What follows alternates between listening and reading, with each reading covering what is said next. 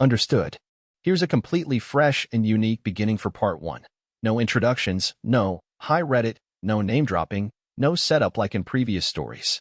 Just drop the reader into the middle of a moment full of tension, confusion, and quiet dread, like cracking a door open and catching something that shouldn't be happening. Part 1. The room was too quiet until I heard her laugh from behind the door. The light in the hallway was still flickering. I'd meant to fix it 2 weeks ago. It made everything look like a dream or a nightmare, depending on how you wanted to see it. I hadn't planned to be there. I wasn't supposed to be at her office building at all. But I'd left my wallet in her car the night before, and I needed it before my meeting downtown. So I stopped by, thinking I'd just grab it from the lot and leave without going inside. That was the plan. Then I noticed her car wasn't parked where it usually was. Odd. She always parked in the same row. Always. I called. No answer. I texted. Just grabbing my wallet. All good. Nothing. She was supposed to be in a conference call, she'd said. Big client. Need total focus. Don't disturb me for anything, she'd smiled. I remember that. Too much smile, not enough eye contact. But inside the building, something felt wrong. It was quiet. Too quiet for a Thursday morning. The receptionist wasn't at her desk. A rolling cart with cold coffee and empty pastry boxes sat abandoned near the elevator. No chatter. No footsteps. Just silence, like the building had exhaled and forgot how to breathe back in. I got to her floor. Walked slowly. Her office door was open a crack, not enough to see anything, just enough to hear the faint murmur of voices. Then I heard it. Her laugh. Not the laugh she gave me when I told a joke or spilled coffee or fumbled through some story. No. This one was softer. Lower. That laugh she used when she thought no one was listening. The one I hadn't heard in months. And then a voice. Male. Confident. Close. I didn't move. I just stood there in the hall, staring at the door like it might explain everything if I looked hard enough. I took one step closer. That flickering light above blinked twice, once just as I leaned in. Don't forget, you said an hour, the man said, playful. You better earn it, she whispered. I almost dropped the keys in my hand. That wasn't a conference call. I backed away, bumping into a rolling chair that was left outside a cubicle. It squeaked loudly, a sharp sound in the silence. My heart stopped. I waited for footsteps, for a door to open, for someone to yell out. Nothing. Just quiet again. I left without the wallet. I don't even remember walking back to the car. But I remember her text 20 minutes later. Hey babe, sorry. Missed your call. Super slammed. What's up? That's when it hit me. She didn't even know I'd been there. She was that comfortable. That careless. That sure I'd never be anywhere near the truth. And I wasn't even close to ready for what I was about to find next. Let me know if you're ready for part 2, because that door doesn't stay closed. Absolutely. Here is part 2 of your unique, deeply intriguing betrayal story, with longer paragraph-style writing, no repetition from any previous stories, and fully compliant with YouTube's monetization policies. The tension builds steadily, with the story becoming even more unsettling and personal. Part 2. Her shoes were under the couch, but her lies were in plain sight. I didn't say anything that night. I couldn't. I just stared at the wall while she sat on the couch beside me, scrolling through her phone, pretending like everything was fine. She even commented on some show playing in the background, asking if we should watch it together sometime. Her voice was light. Normal. So painfully normal that I thought maybe I dreamt the entire thing earlier. Maybe I imagined her laugh. Maybe the voice wasn't hers. Maybe it wasn't real. But I knew better. My stomach knew better. And when she got up to change into pajamas, I saw the proof not in her phone, not in a message, but in the small details that she thought were invisible. There were 2 pairs of shoes near the couch. One hers, red heels she hadn't worn in months, and one, not mine, brown loafers. Size too big for me. I froze. She had been home for less than 2 hours, and she hadn't noticed or thought to hide them. Or maybe she didn't care anymore. That's the part that stung most. She didn't even try to lie well. I stared at them while she hummed in the bathroom. My heart was thudding so loud I couldn't hear the TV anymore. I didn't touch the shoes. I didn't need to. They told me everything. When she came back out, hair up, makeup wiped, wearing that gray oversized t-shirt I gave her on our 3rd anniversary, I almost choked on my own silence. She smiled like everything was okay, kissed me goodnight on the forehead, then walked to the bedroom, the scent of someone else's cologne still clinging to the air behind her. I slept on the couch. I said I fell asleep watching something. She didn't ask questions. Didn't even notice the change. And I laid there in the dark, staring at the ceiling, trying to breathe around the weight in my chest. The next morning, I got up before her. I stood in the kitchen, pouring coffee with shaking hands, staring at the two mugs in front of me. Hers said CEO of everything. Mine didn't have a handle anymore. She dropped it 2 months ago and said she'd replace it. She never did. She kept using it. Said it was quirky. She came out 10 minutes later, already dressed. Tight jeans. Freshly styled hair. Lip gloss. No breakfast, as usual. Big day? I asked, keeping my voice flat. She nodded while scrolling her phone. New client. We're meeting at the Ridgeway. Fancy hotel. Annoying lobby. Great espresso. The Ridgeway. The same place from before. I just nodded. Didn't blink. Didn't flinch. Then she looked up, like she'd remembered something important. By the way, did you find your wallet the other day? I froze. She watched my face carefully. I thought I left it in your car, I muttered. Oh, right? Yeah, I didn't see it, she said quickly. Maybe you dropped it somewhere else. I didn't respond. I couldn't. My throat was dry. She kissed me on the cheek. Wish me luck, she said, like it was just another Thursday. I smiled. And that was the exact moment I knew I couldn't keep pretending. After she left, I walked to the laundry room, opened the bottom drawer, the one she always says she never uses, and found a shirt that didn't belong to me. Folded. Smelled like her perfume. Still warm. I sat down on the floor and stared at it for a long time. That was when I decided to stop waiting for answers. I wanted truth. Cold, undeniable, ugly truth. And if she wasn't going to give it to me, I'd take it myself. What I did next? I don't know if it was smart, or ethical, or even legal, but it led me straight to the moment everything collapsed. And I'll tell you about it in the next part. Because the moment I walked through that hotel lobby, she wasn't just caught. She was celebrating. Let me know when you're ready for part 3, because that day at the Ridgeway unraveled every lie she thought she buried. Absolutely. Here is part 3 of the story, longer, written in smooth paragraph form, filled with deep intrigue and completely unique, with no reuse of past structures or cliches. This part intensifies the betrayal in a subtle, unnerving way, while staying compliant with YouTube's monetization policies. Part 3. The lobby was loud, but her voice cut through everything. I stood across the street from the Ridgeway with my hands in my pockets and my mouth dry. The building didn't look like anything special from the outside: gray panels, polished windows, the occasional buzz of valet radios. You'd never guess how much truth was hiding behind its glass doors. My heart wasn't racing. It wasn't dramatic like that. It was worse. I felt calm, eerily calm, like my brain had accepted something my body wasn't ready for. I waited 23 minutes. Not because I was counting, but because I didn't know what else to do. I stared at the revolving doors. People moved in and out like gears in a machine. Delivery guys, businesswomen, someone with a tiny dog and a purse. And then she walked in. Tessa. Hair tucked into a loose bun, the kind that still somehow made her look put together. Black pencil skirt. Tan coat. She paused by the door like she was checking her reflection in the glass, adjusted her collar, and walked through like she owned the place. I felt my fists tighten inside my coat. I crossed the street. Inside, the lobby was warm and buzzing with conversation. Too many voices, too many clinks of coffee cups, the low thrum of jazz spilling from somewhere above. But even with all that noise, I heard her laughing. Again. The laugh that used to be mine. I stayed behind a tall potted plant near the elevators, peeking between the gaps in the leaves like some pathetic amateur detective. And there she was, sitting in one of the velvet armchairs with him. The same man from the last time. Clean cut, navy blazer, hand resting lightly on the table between them like he owned not just the chair, but the space around her. And she was leaning in, smiling, talking fast. Her fingers were curled around a cup, and her knee brushed his every few seconds like it was muscle memory. I didn't breathe. He said something. She laughed again, louder. A few people glanced over. Then he pulled something from his pocket. A gift box. Small. Square. Her eyes lit up like he'd handed her the moon. She opened it slowly, deliberately, teasing the moment. Then she reached across the table and kissed him on the cheek. Not long.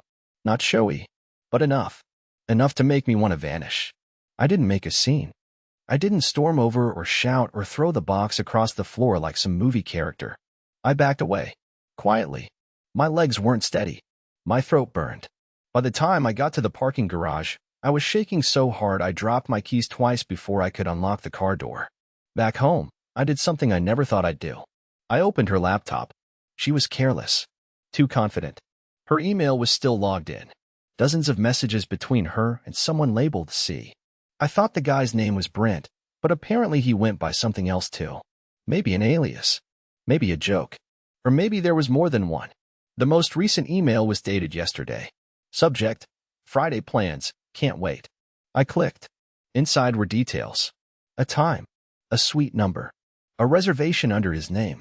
And a sentence that split me open completely. I wish I could fall asleep next to you every night. Soon.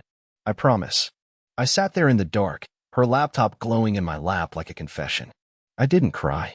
I just sat, staring, numb. The door opened 30 minutes later. She came in humming. How was the client meeting? I asked, without turning around. She froze for half a second too long. Exhausting. But good. I nodded. She kissed my cheek. And I almost laughed. Because the cologne on her coat wasn't mine. And the smile she gave me was the same one she gave him, right before she kissed him too. But if she thought this was over, she had no idea what was coming. Because I wasn't about to confront her. I was going to collect everything. Let me know when you're ready for part 4. That's when the curtain starts to fall, and she finally realizes someone else is in control now. Absolutely. Here is part 4 of your story, longer, richer in tension, and entirely original. The plot continues with a deeper emotional unraveling and quiet strategic planning. It builds intrigue without rushing, and maintains a whiny but observant tone true to the protagonist's character. The writing remains within YouTube's monetization guidelines. Part 4. I didn't tell her I saw everything. I just started moving pieces. I started making changes in silence. Nothing dramatic. Nothing loud. Just small, deliberate shifts in the background of our lives. Like a quiet wind rearranging everything before a storm. I think part of me hoped she'd notice. That she'd look at me one morning and realize something was different, something was off, that I was no longer asleep at the wheel. But of course she didn't.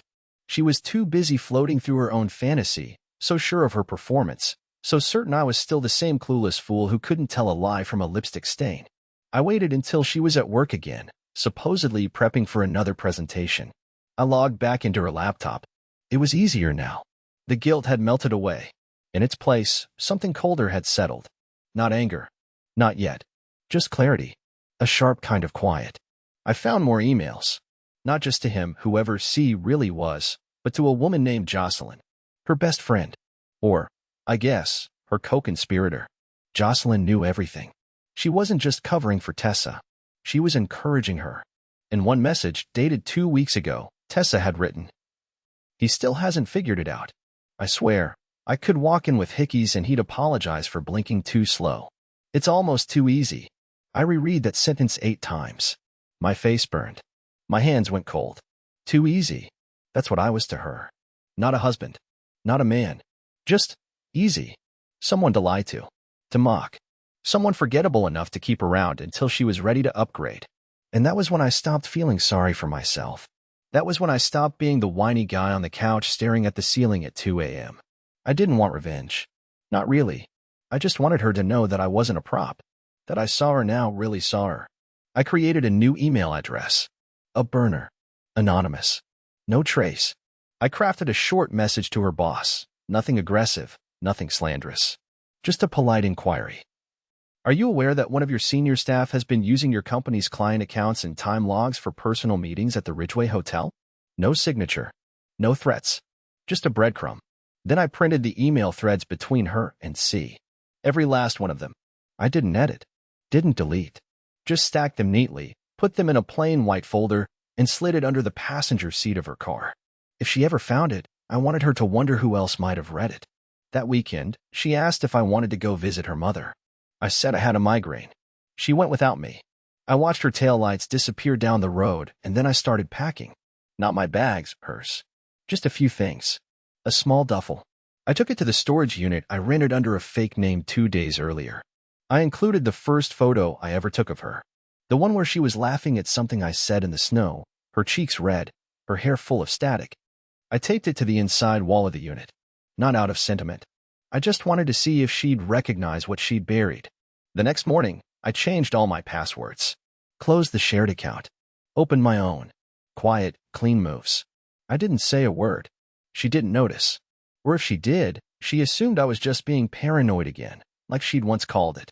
That night, while she was asleep beside me, I stared at the ceiling and wondered if she ever felt anything real in the last 5 years. Did she love me once? Did she mean any of it? Or was I just a placeholder for something better? She murmured something in her sleep and turned away from me. I didn't sleep, because I wasn't waiting anymore. I had set something in motion, something she couldn't laugh away or charm her way through. I didn't know exactly how it would unfold, but I knew one thing with certainty. She was running out of places to hide. Let me know when you're ready for part 5. It's the part where her perfect little world begins to fracture, and she has no idea why. Absolutely. Here is part 5 of your completely original and emotionally gripping story. It's longer, written in full paragraph form, and escalates the tension as the husband's quiet plan starts to break through his wife's carefully constructed illusion. This chapter builds a powerful shift without repeating any previously used structure and remains fully compliant with YouTube's rules. Part 5. She looked me in the eyes and still lied, but this time I let her. 3 days after I slid the documents into her car, I watched her from the kitchen window as she climbed into it, coffee in one hand, phone in the other. She didn't look around. She never did. I had become invisible to her long before I ever saw the truth, just a man-shaped silence she occasionally kissed on the cheek out of habit. And so she drove off, none the wiser. I watched her taillights vanish again and return to the table, where her laptop sat open like a wound I couldn't stop poking. The email to her boss hadn't bounced. No reply yet, but I didn't need one. I just needed tension, the quiet kind that creeps in like fog, slowly making everyone squint and second-guess their next step. That afternoon, I stopped by her office unannounced. She wasn't expecting me, obviously. The receptionist blinked at me, unsure whether to buzz me in or call security.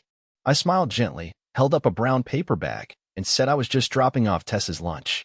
She forgot it again, I said with a laugh I didn't feel. The girl hesitated, then smiled like I was the sweet, harmless husband everyone had been trained to overlook.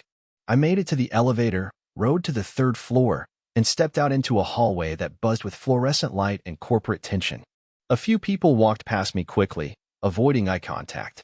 I recognized one of her team leads, a tall guy named Everett, and nodded at him. He barely returned it. Interesting. Her door was closed. Through the frosted glass, I could see her silhouette. Not alone. 2 people. One seated, one standing. She was standing. I didn't knock. I just turned and left the bag at the reception desk and walked out. If I was right, she'd assume I hadn't been there at all. If I was wrong, well, I wasn't. That night, she was quiet. She didn't bring up work. Didn't mention a meeting. She was too focused on dinner or pretending to be. She poured herself a glass of wine before I'd even finished setting the table. Unusual. She usually only did that after. Long day? I asked, keeping my tone light. She smiled too fast. You could say that. Anything interesting happen? She hesitated. No. Just the usual. And there it was the lie. Soft, practiced, offered with the same grace as a thank you. She didn't even flinch. So I leaned back in my chair, nodded, and said, "Glad things are smooth." She looked relieved. Relaxed. She even reached for my hand across the table. I let her take it. Because what's more terrifying than a man who screams? A man who's smiling when he already knows. 2 days later, she received a call while we were eating breakfast. Her phone buzzed on the counter. She glanced at the screen, didn't answer, and turned it over. Who was that? I asked casually, spreading jam on toast. No one important, she said without hesitation. Later, when she stepped into the shower, I picked up the phone and checked the missed call.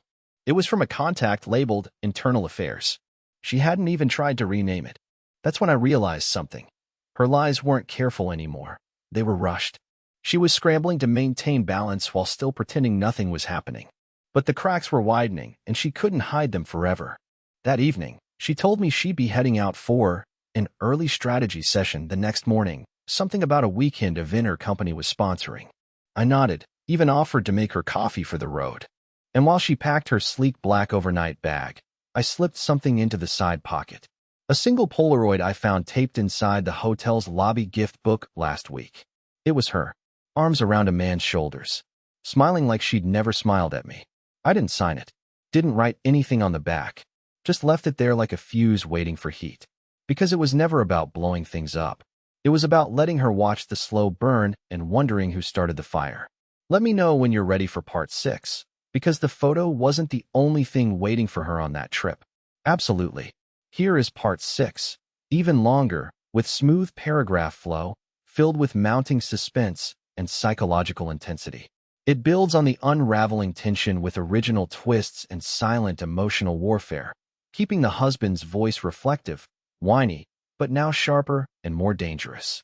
As always, it fully respects YouTube's monetization rules and remains entirely unique. Part 6. She found the photo, but she had no idea who else already saw it. The house was cold that morning, not because of the weather, but because of the way she moved around it. Quiet, controlled, mechanical. She was always composed when she thought she was ahead of the story.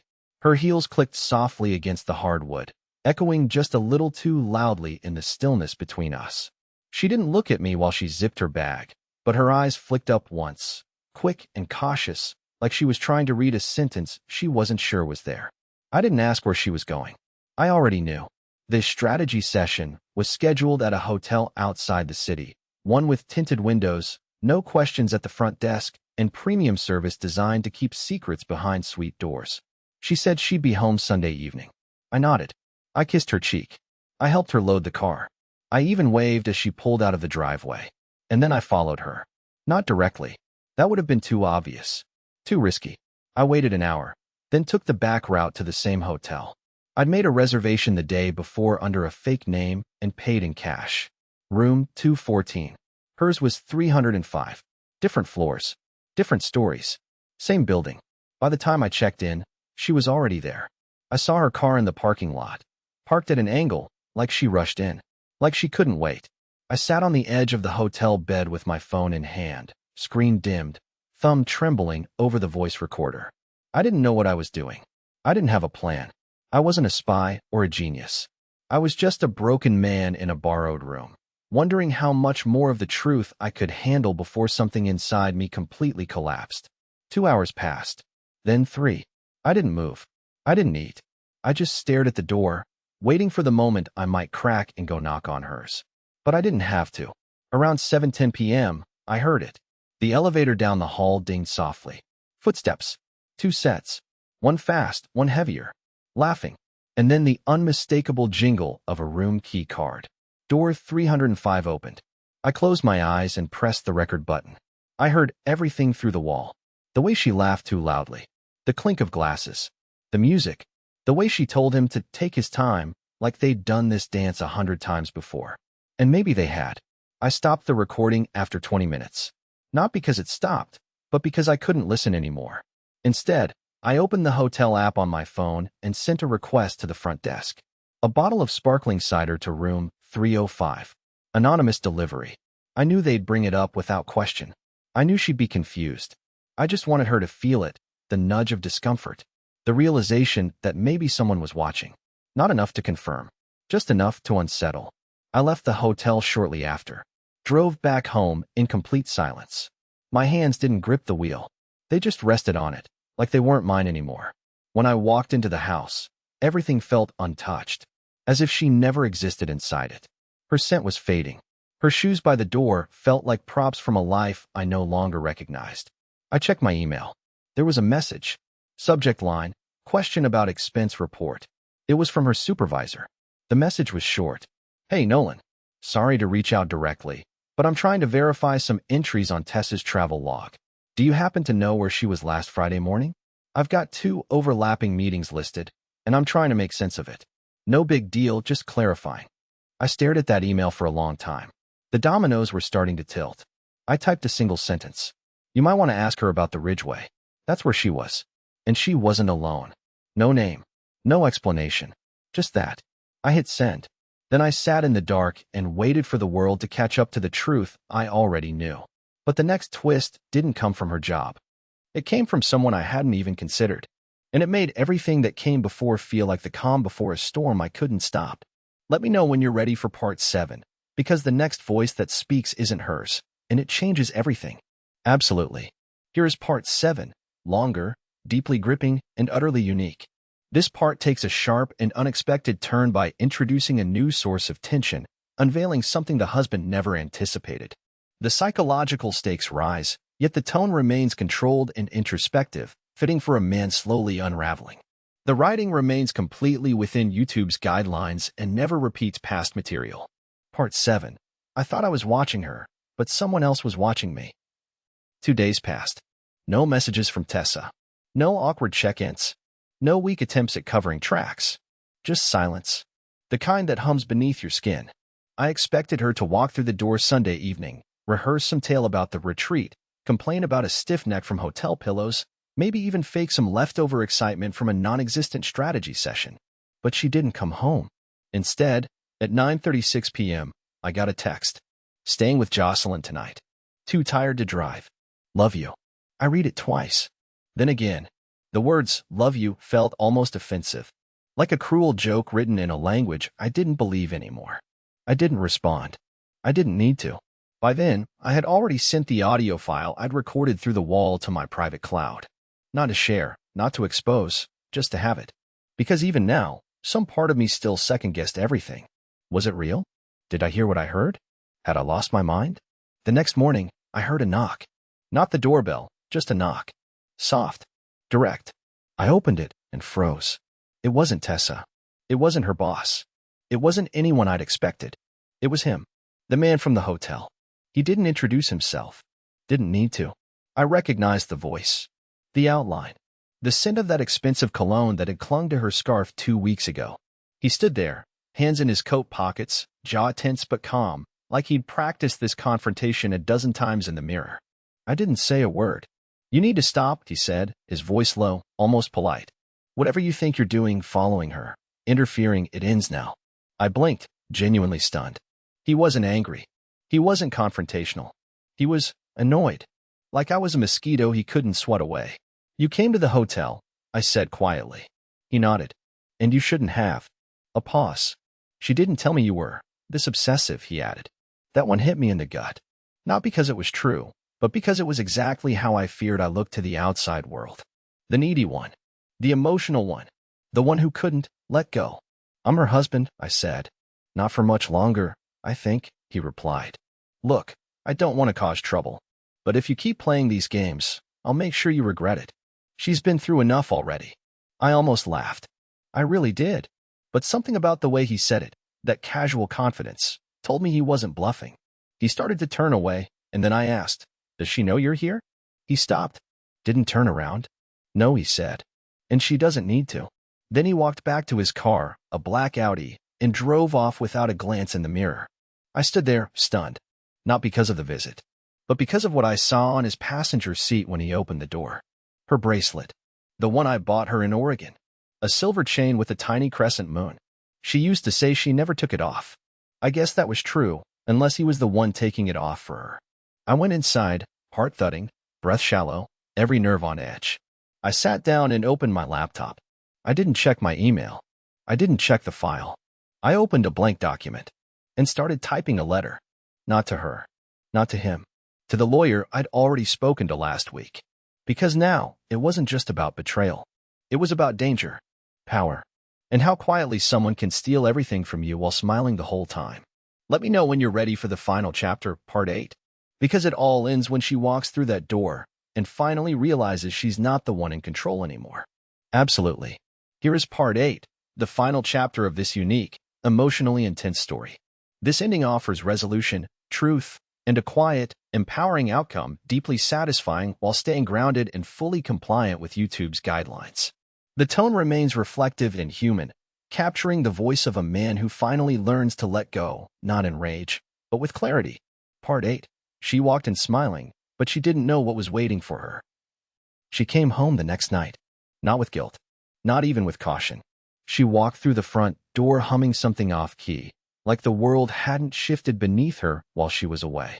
Her suitcase rolled behind her, her phone was already in her hand, and the same crescent moon bracelet dangled from her wrist like a sick joke.